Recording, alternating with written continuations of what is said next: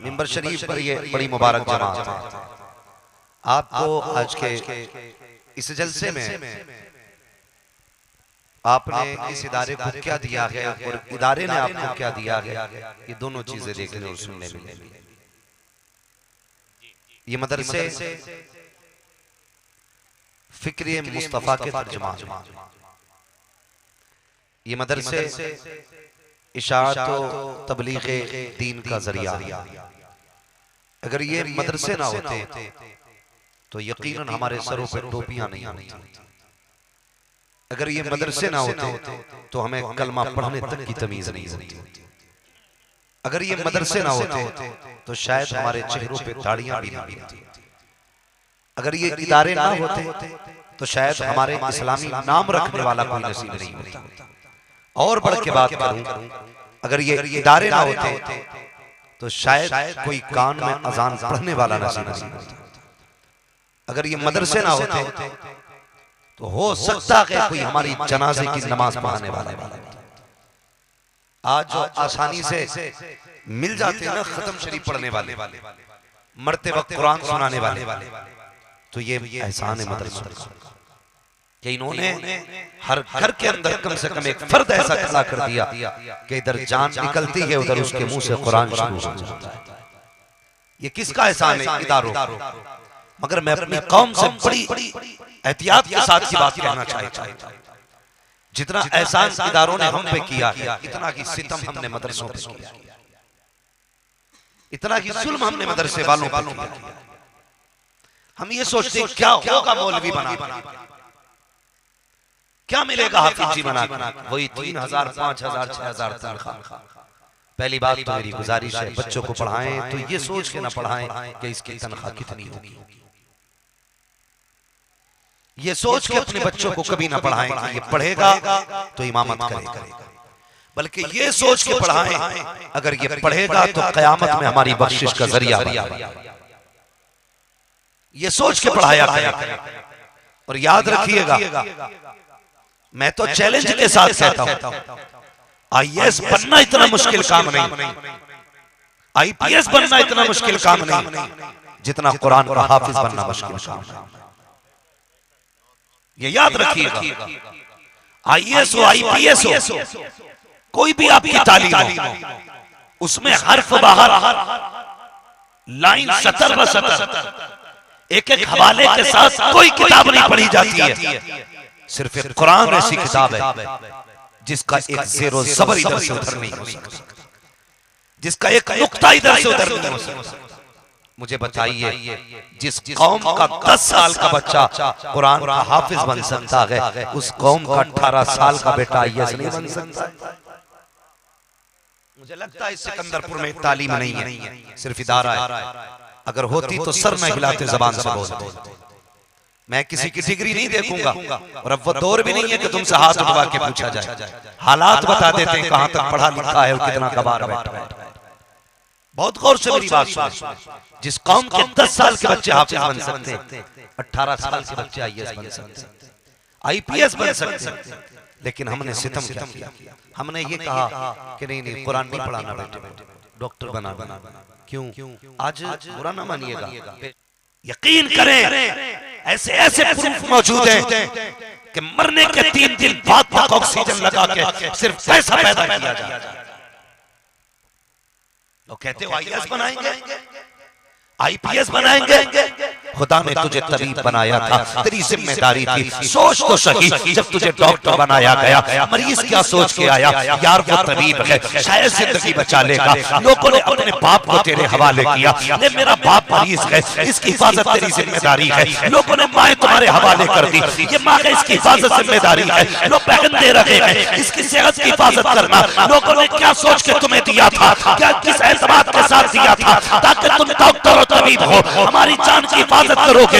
लेकिन नहीं, इंसानियत का जनाजा निकल चुका है। जितनी बड़ी डिग्री लेके आते हैं, इतने बड़े चोर हो जाते हैं। मैं इनकार नहीं करता, एमबीबीएस भी बनो, आईएएस भी बनो, आईपीएस भी बनो, सब कुछ बनो, पहले मुस्तफा के दीन के सिपाही बनो, कुरान के कारी बनो। इसलिए कि अगर कुरान वाले होगे और एमबीबीएस होगे तब आप बाद में दोगे। हुजूर पे दुरूद पहले पढ़ के सुनाया। सुभान अल्लाह।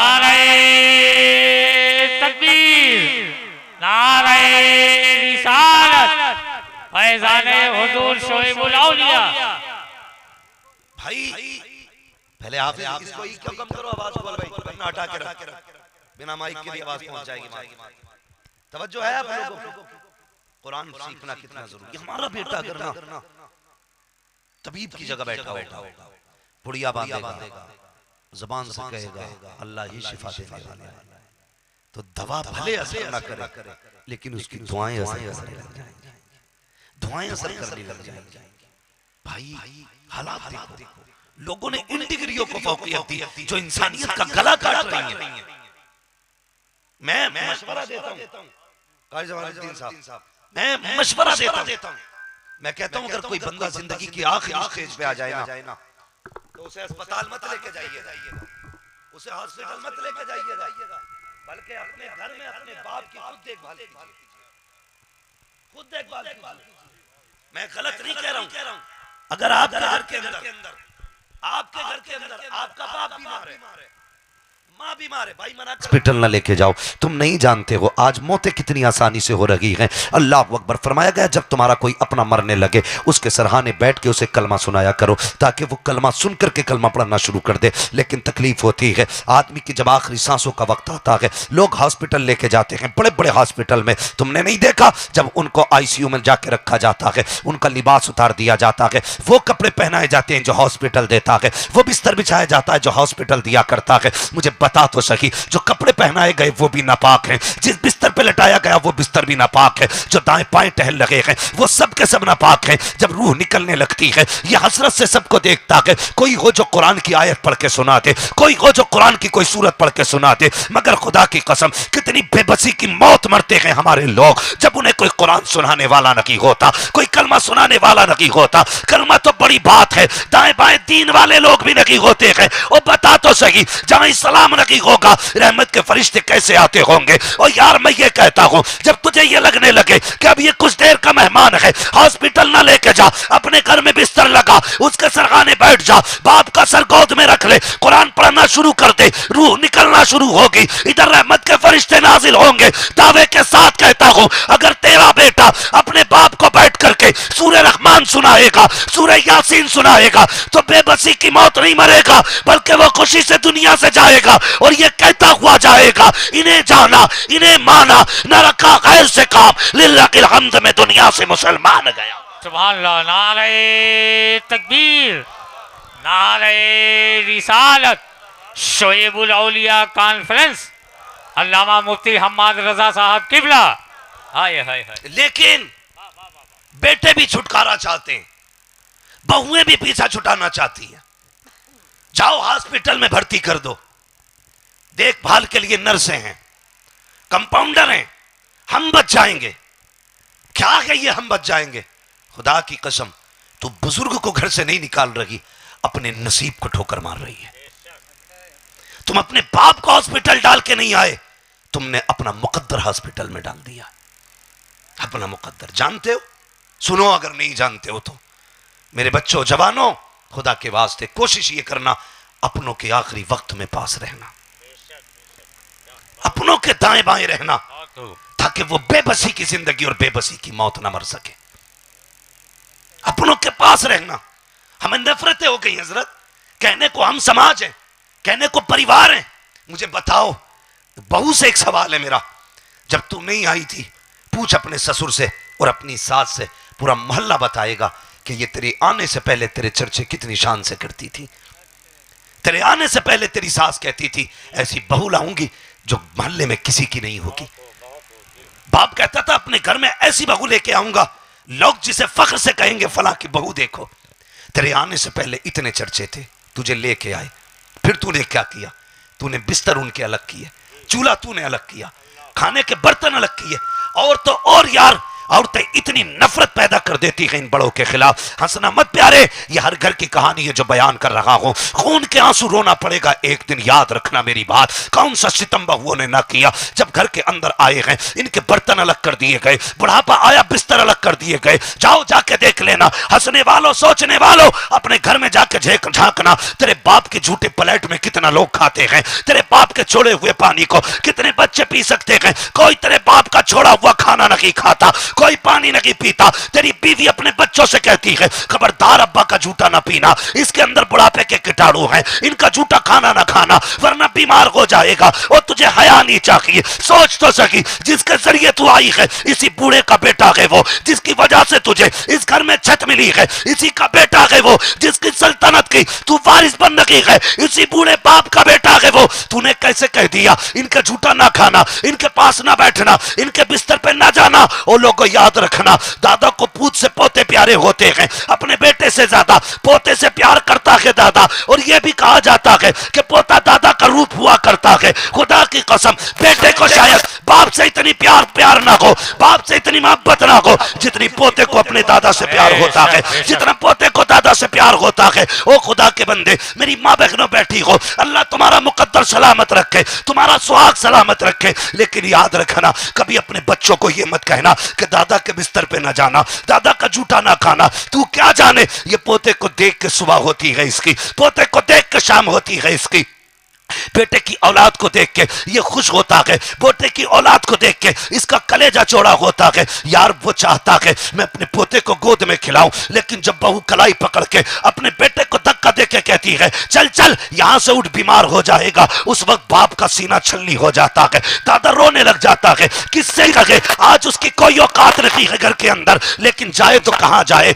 अब रोता है, बेबसी के आंसू बहाता है। ओ खुदा की बंदी, कभी भी अपने बच्चों को अपने ससुर के आगे से गोद में से ना उठाना, इनका जूठा फेंकना मत, इनके थूक के जूठे में बीमारी नहीं होती है, बल्कि खुदा की कसम खा के कहता हूं जो बच्चे बुजुर्गों का जूठा खाते हैं वो बीमार नहीं होते हैं, शिफा याब हो जाया। बेशक नारे तकबीर, नारे रिसालत, अज़मते वालिदैन, अज़मते वालिदैन, शोएबुल औलिया कॉन्फ्रेंस।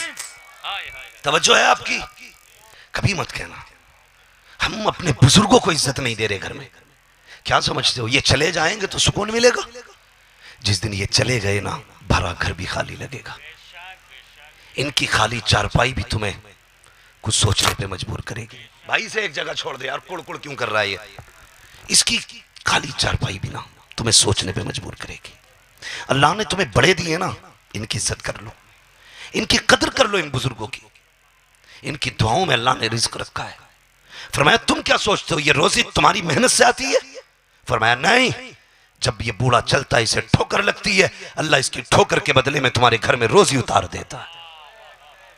इज्जत किया करो अपने बड़ों की, इनकी गोद से बच्चे न छीना करो, इनकी गोद से बच्चे न छीनना, इनके झूठे बर्तन को कुत्ते के आगे न रखना। ये झूठे बर्तन नहीं, खुदा की रहमत के बर्तन है। तू नहीं जानती इसके चंद लुकमों की वजह से अल्लाह तुझे रोजी दे रहा है, चंद लुकमों की वजह से। तुझे क्या पता है इसके चंद टुकड़ों की वजह से तेरे घर में रोजी उतर रही है। इसलिए मेरी गुजारिश है बुजुर्गों की इज्जत करना, कदर करना बुजुर्गों की, अपने बुजुर्गों का एहतराम करो। ये इतनी आसानी से नहीं मिलते, बड़ी मेहनत से मिला करते। उस घर का माहौल ही अलग होता है जिस घर में बड़े बूढ़े होते हैं। समझ रहे मेरी बात? माइक डिस्टर्ब कर रहा है, आप डिस्टर्ब ना करें। मेरी बात समझ रहे जो मैं आपसे कह रहा हूं? जिस घर में बूढ़े होते हैं उस घर का माहौल ही अलग होता है, और जिस घर में बूढ़े नहीं होते उस घर में दिल नहीं लगता। रौनक पैसों से नहीं आती है, पूरी अलमारी भर के रख दे पैसों की, गड्ढा खोद के कौन खोलो सोना चांदी दबा दे, कोई रौनक नहीं आएगी। बदले में एक सामने ना चारपाई पे सफेद बालों वाला बुड्ढा बैठा दे, सिर्फ बिस्तर पे एक बूढ़ा बैठा दे, और फिर उसके दाएं बाएं देखना खुदा की कितनी रहमतें बरसती होंगी। सुभान अल्लाह, खुदा की कितनी रहमतें बरसती होंगी। हम ये कहते हैं जितनी उम्र कुछ बढ़ जाती है कदर खत्म हो जाती है। तवज्जो से सुनना, अरबाब मिंबर भी दुआएं दें। मैं बहुत बड़ी बात करने लगा हूं। हमारे मदारिस और स्कूलों में एक उम्र की मिकदार मुकर्रर है कि बंदा इतने साल तक सिर्फ मदरसा पढ़ाएगा, 60 साल 65 साल, ठीक है जी, उसके बाद रिटायर।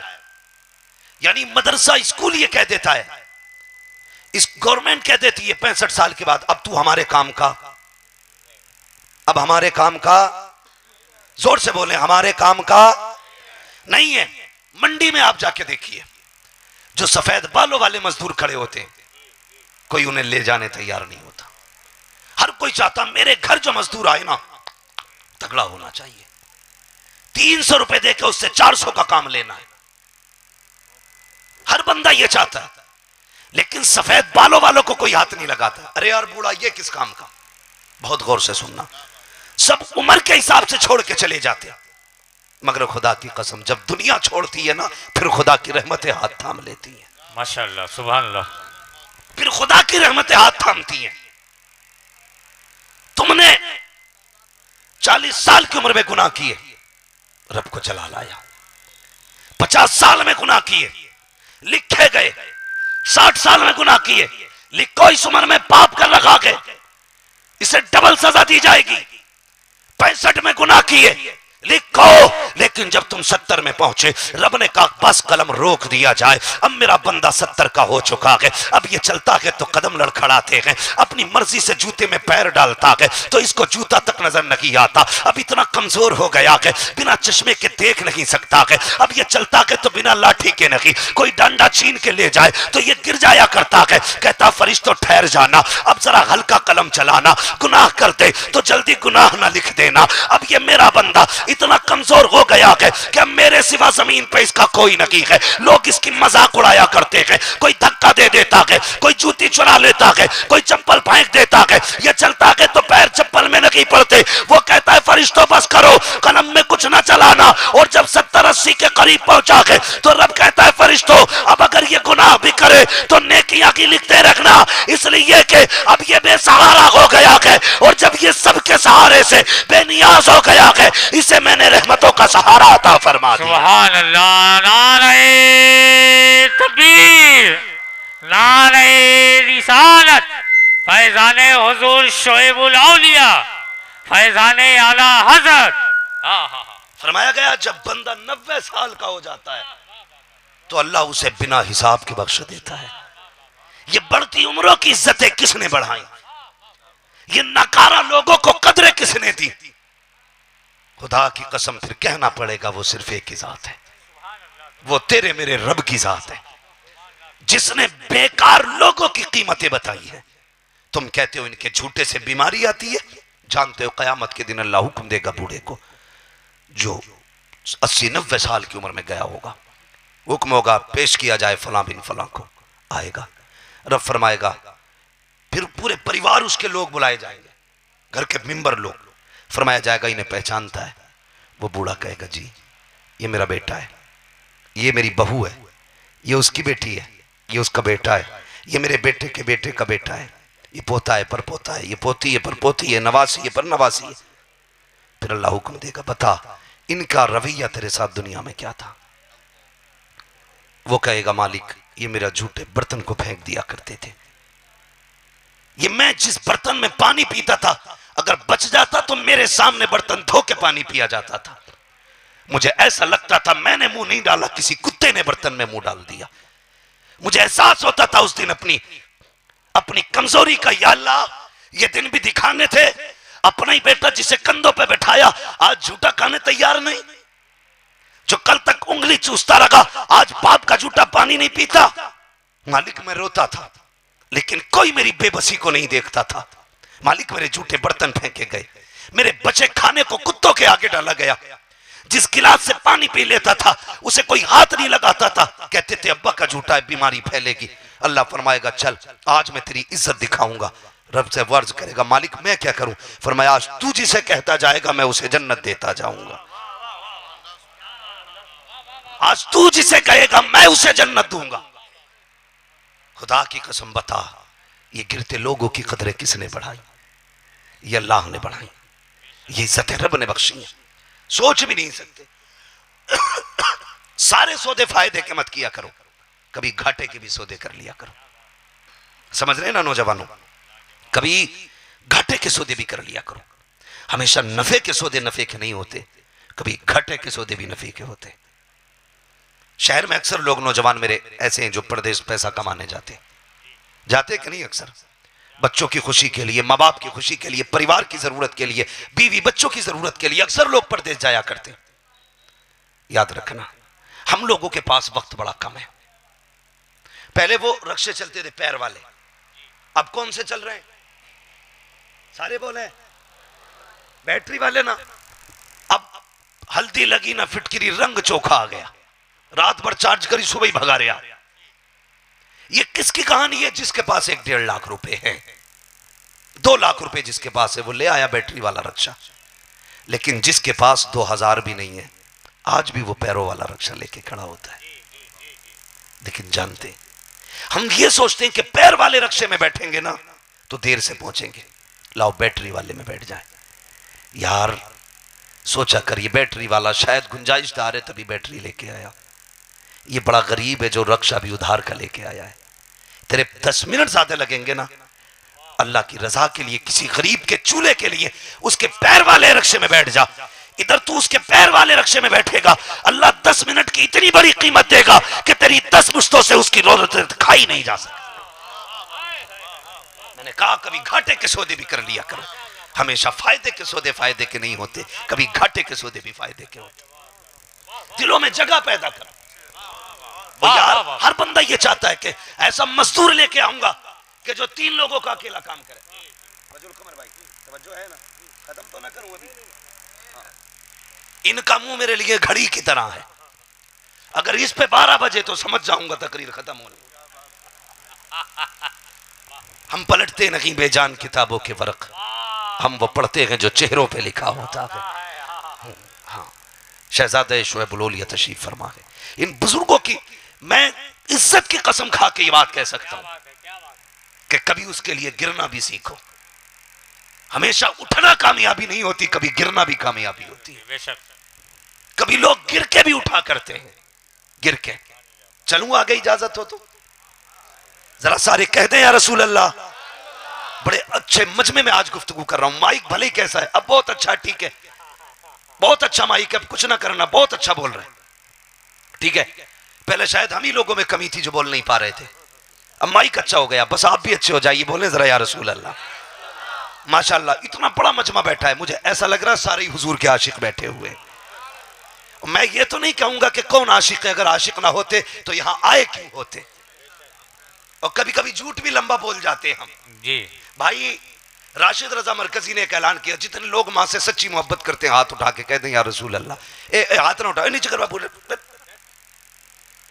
तो पूरे मजमे ने हाथ उठा दिए थे। मैं ये सोच रहा था इतने फरमा बरदार कब से हो गए, 100% मां से प्यार करते है ना, 100%। भले ही अम्मा को गाली दे के आया हो घर में, लेकिन यहां मां की अजमत के शेर पे पैसे जरूर देंगे ताकि दुनिया को पता चले ये मां से प्यार करना। मां का प्यार ये नहीं है मैं कहूं और आप उठ के नारा लगा दें, मैं कहूं आप हाथ उठा दें। मां का प्यार ये है भले महफिल में हाथ उठा ना उठा, जब आधी रात को मां आवाज दे तो पहली आवाज पे बिस्तर से उठ के खड़े हो जाया करो, ये मां का प्यार है। ये भी जरूरी नहीं है कि भाई राशिद रजा मरकजी तुमसे पैसे का सवाल करें, मैं तुमसे पैसे का सवाल करूं। हाँ, ये उलमा तुमसे पैसे का सवाल करें, तुम मुझ पे मां की शायरी पे पैसे उड़ाओ, ये मां की इज्जत नहीं है। मां की शान ये है, कभी मां को उदास बैठा देखे ना, जेब से गड्डी निकाल। मैं देख रहा था कई भाई ना, देखो अगर अमीर पैसे लुटाए तो अमीर है वो, लेकिन मजा तब आता है जब गरीब उठ के 10 रुपए दे, तो लगता है कि ये अपनी कमाई से ज्यादा अपने नबी से प्यार करता है। मैं बताऊंगा नहीं ऐसा कौन बंदा आया था जिसने पैसे दिए थे, लेकिन मैं उसका मुंह देख रहा था यार। मैंने कहा इस पैसे को कमाने के लिए सुबह से शाम तक कितने लोगों की धक्के खाए और उठ के ऐसे इसने पैसे उड़ा दिए जैसे पानी है। मैंने वाह दीवाने तेरे इश्क को सलाम, तेरी मोहब्बत को सलाम, तूने बता दिया मुझे पैसा प्यारा नहीं, मुझे हुजूर की बातें प्यारी है, हुजूर की बातें प्यारी। जो मैं कहना चाहता हूं सुने, ये अपनी जगह है कि मैं मां से प्यार करता हूं। हाथ मत उठाना, मैं नहीं उठवाता, मुझे मालूम है 10% झूठे हाथ उठते, और ये वो महफिल है जहां सिर्फ तू और मैं नहीं अल्लाह के फरिश्ते भी आए हुए हैं। और ये इतनी बाबरकत महफिल है, यहां से जाएगा बाद में तेरी बख्शिश पहले कर दी जाए। सुभान अल्लाह, सुभान अल्लाह। बंदा बख्शिश की जगह बैठ के ही झूठ बोले फिर तो खैरियत नहीं, कयामत आने वाली है। फिर मत पूछना कयामत कहां, समझ लो गेट के बाहर कयामत खड़ी है। ख्याल कीजिएगा, मैं ये चाहता हूं हमसे मत कहो मां की शान बयान करो, कभी मां को उदास देखे जेब से गड्डी निकाल, जिस तरह शायर और खतीबों पे उड़ाते हो ना, ऐसे मां पे उड़ाना शुरू करो।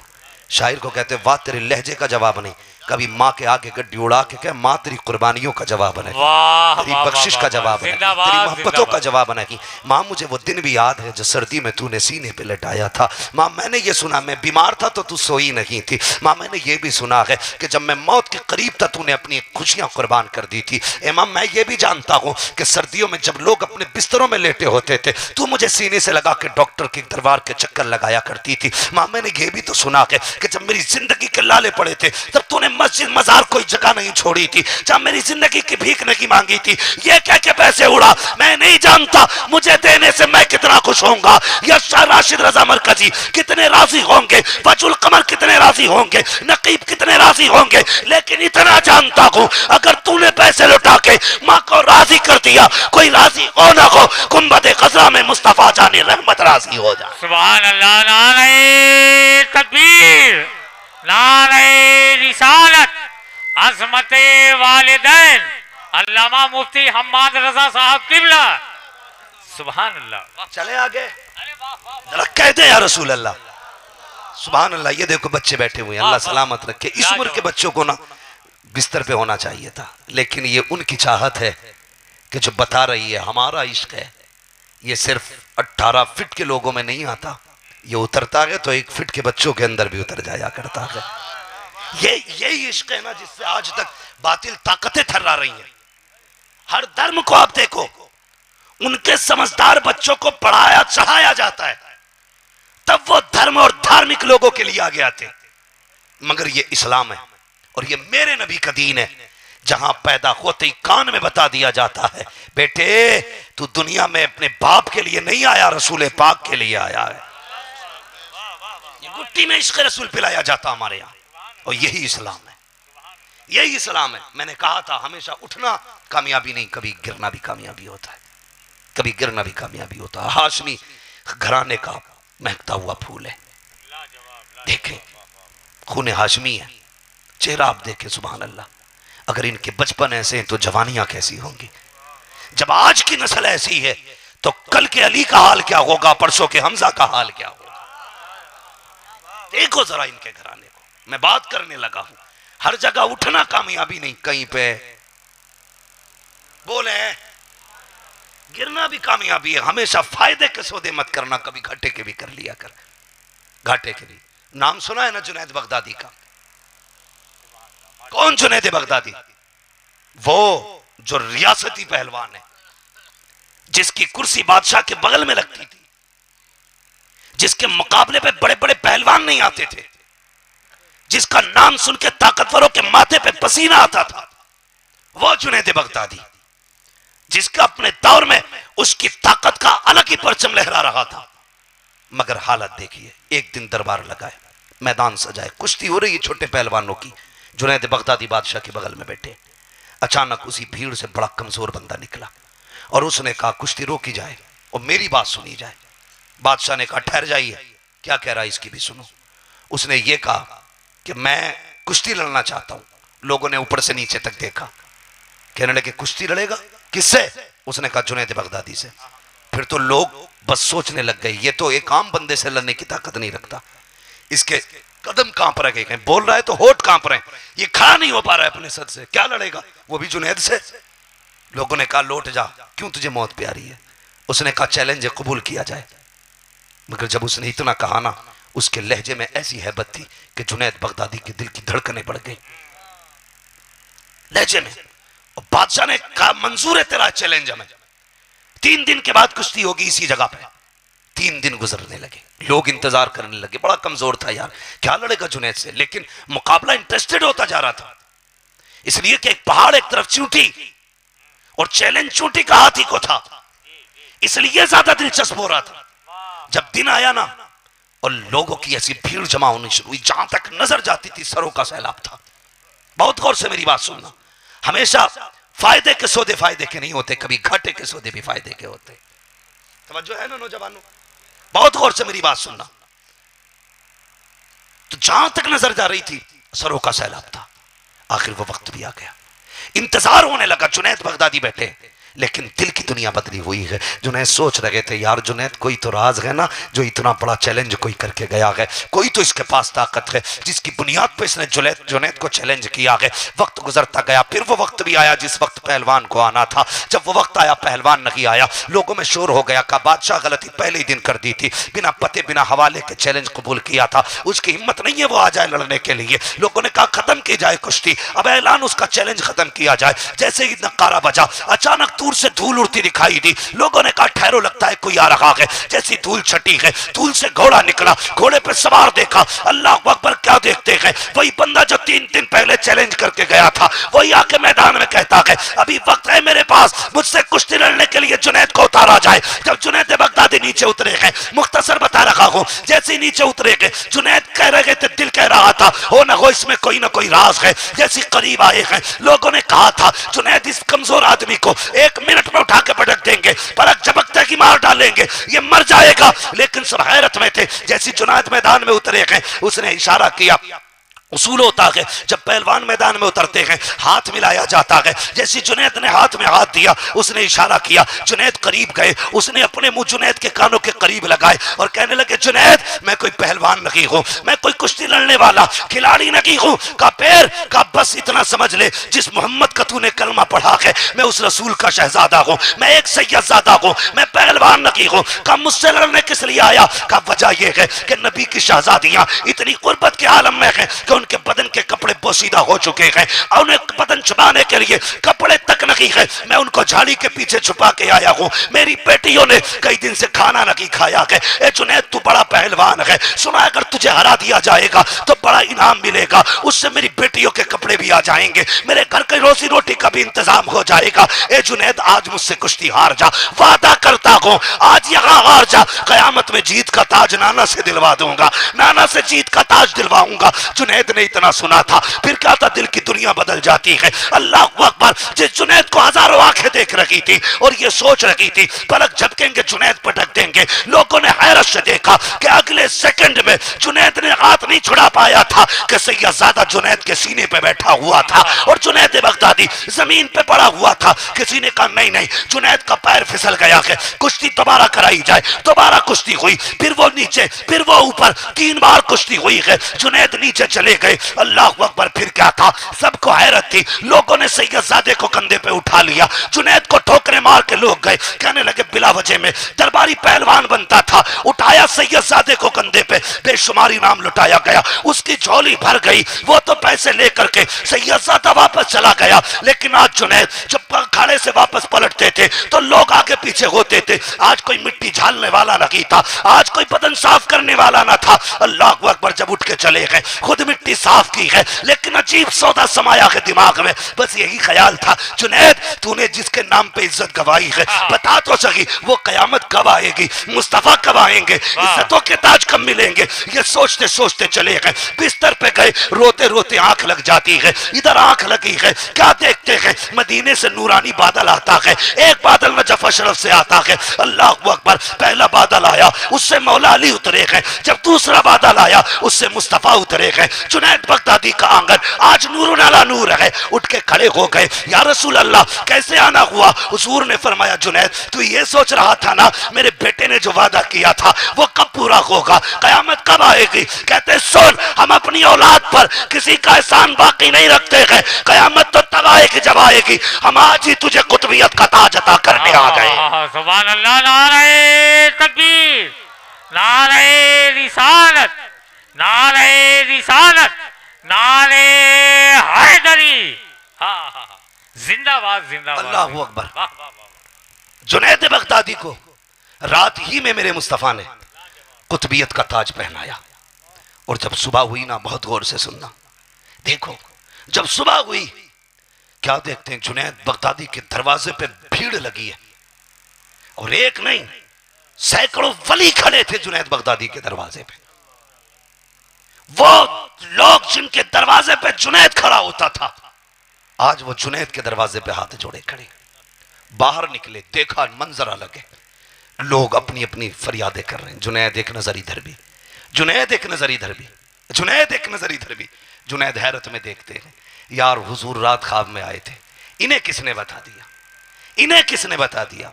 भीड़ से आवाज आई, जुनैद भूल गया सैयदों के कभी वादे झूठे नहीं होते हैं, सैयदों के वादे कभी झूठे नहीं होते। जो मुड़ के देखा तो वही गरीब था जिसने कल जुनैद से कयामत के सौदे पे कुश्ती जीती थी। मैंने कहा था यार हमेशा जीतना जीत नहीं होती है, कभी हारना भी जीत होती है।